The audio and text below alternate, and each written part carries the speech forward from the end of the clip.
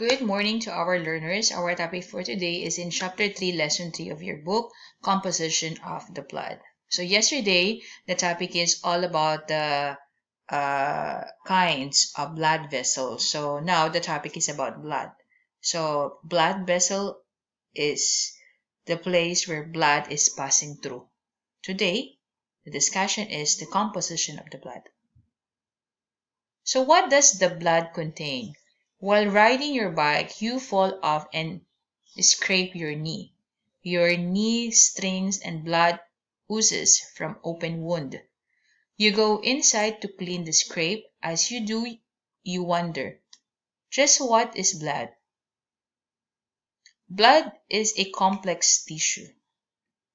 Blood has 4 components that are plasma, red blood cells, white blood cells, and then the platelets.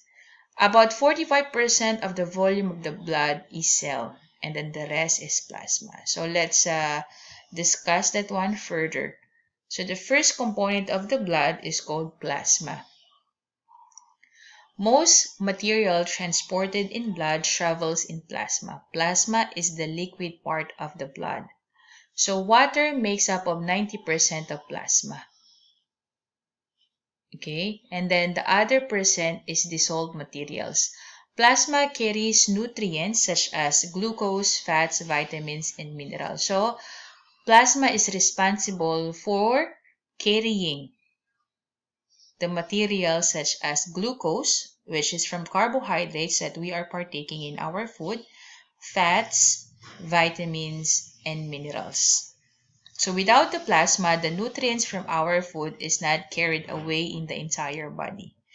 Plasma also carries chemicals messenger that directs the body activities. So such as hormones. Okay. Another is it carries away most of the carbon dioxide. So remember that circulatory system delivers different materials in our body. So what particularly part of circulatory system, okay, does it work? Or which part particularly? That is the plasma. So plasma is doing it. So it carries the materials such as the nutrients of the food and the carbon dioxide. So plasma has 3 groups. Okay, the first group is regulating the water in our blood. Okay, if you try to look the blood compositions of plasma, so plasma is divided into 3. The first part of plasma is regulating the water, okay, regulating the amount of water in our blood. The second group is it produces white blood cells that fight diseases. Another is it helps to do blood clotting. What does it mean? So if you have wounds, it could easily healed because plasma is in action doing the healing. Okay, so let's try to do a short summary about plasma. Okay, here it says list and describe the materials that plasma carries. So plasma is responsible for carrying glucose, fats, and vitamins from our food. At the same time, it carries chemicals such as our body hormones to different parts of our body. Another, it also carries the waste product in our body, particularly carbon dioxide. Okay, and then plasma work is divided into, first, it regulates the water in the blood. The second work of plasma is to fight diseases. And then third one is to do blood clotting, to prevent too much bleeding. Okay, it helps to stop the bleeding when we have wounds. Now, let's try to do figure number 1, blood components. It contains plasma specialized cells. Blood is a tissue. It contains plasma and specialized cells. It turns plasma, contain dissolved materials, and water. Let's relate the text and put it into visual. On the graph, label the components of blood. Then write the percentage of the components. So this is the pie chart. If you try to illustrate the blood components in pie chart, it will look like this one. So our blood component is 45% cells. What are the cells that we are talking about here? The red and then the white blood cells. And then 55% of water and dissolved minerals. Okay, now if you try to use another illustration, so this is a pie chart, but I also want to demonstrate blood components in this. In the hospital, if you have a blood extraction in the laboratory, they put it into test tube. Okay, so if you try to look at this one, so this is the composition of the blood. 55% plasma, which is here it says that this part is called plasma. Okay, so that is the plasma. And then white blood cells and platelets are 4%, and then the red blood cells are 41%, which is composed here of this one, 45%. I will repeat. So 4 plus 41, that is 45%, right? In this picture, that is the cells. And then the plasma, and then the plasma, okay, is 55%. So this is the plasma. By the way, I forgot to write. I will just write here plasma here.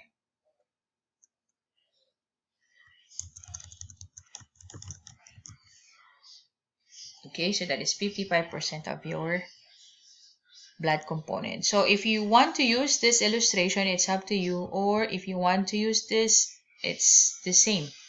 Okay, so let's go to the next slide. The next composition of the blood is called the red blood cells. Okay, the red blood cells.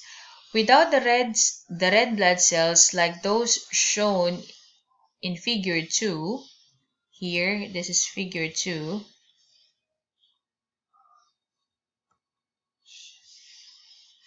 Okay.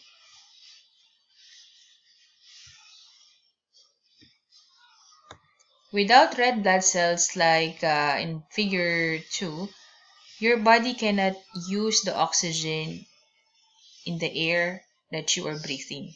Red blood cells takes up oxygen in the lungs and deliver it to the cell throughout the body. That is the responsibility of red blood cells. So it captures oxygen in our lungs.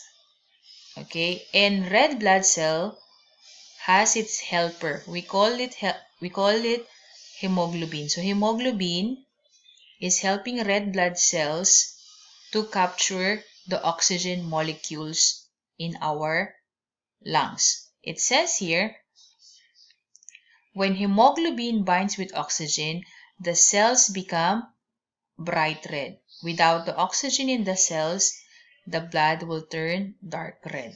So remember the oxygenated blood.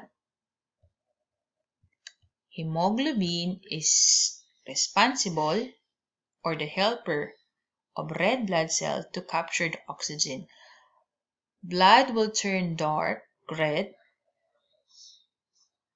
if the content of oxygen is less, but the blood turns bright red when the blood is rich in oxygen.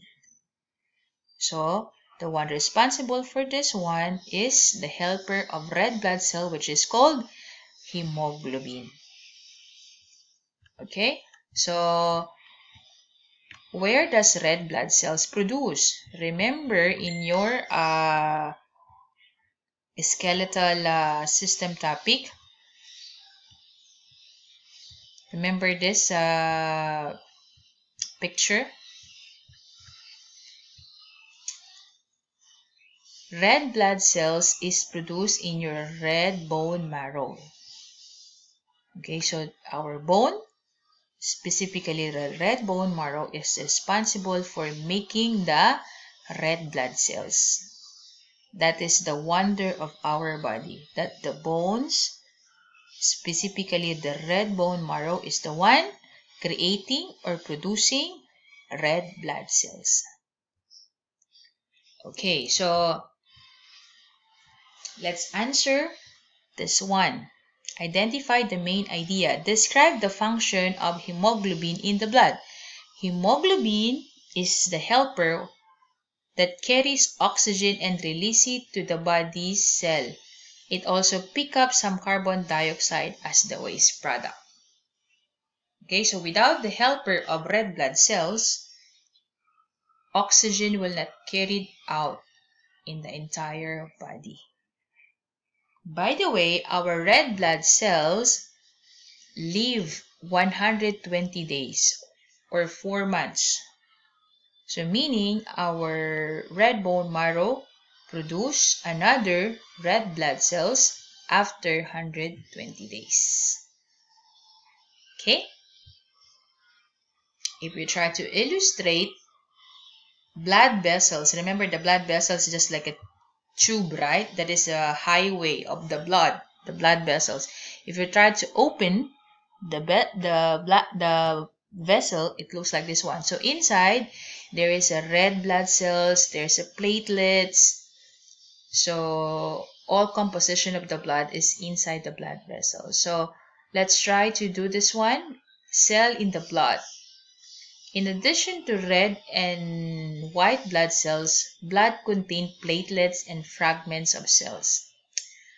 Relate the text in visual. So I put your book, put it into visual so that you could imagine how does blood vessels transport the different materials in our body. So red blood cells, the cells takes oxygen from the lungs to the body cells. They are produced in bone marrow. I will discuss platelets later in the following slide. So let's go first to the white blood cells. Like red blood cells, white blood cells are produced in bone marrow. Okay, so remember the illustration of the bone. That is also the place where white blood cells are produced. But we call it as the white bone marrow or the yellow bone marrow. So white blood cells are the body's disease fighter. So this is like a soldier inside our blood vessels. So it acts like a soldier that fights diseases. So it is responsible for fighting diseases. It clears off the bacteria, the viruses, and other invaders in our body. Okay, so white blood cells are larger than red blood cells, and then it contains nucleus.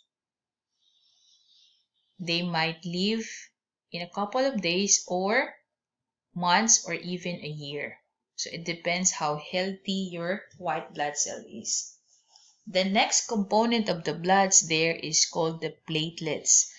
Platelets are cells fragments that help form blood clotting. So platelets is responsible to do blood clotting. What does it mean? If you have wounds, platelet is the one doing to stop the blood flowing in cuts or in wounds. So we call that blood clotting. So it helps to stop the blood to flow. How does it happen? Platelets has an helper. The name of the helper of platelets is called fibrin. Fibrin makes a waves of net of tiny fibers across the cut. So if you try to imagine wounds, I have here a picture of wounds.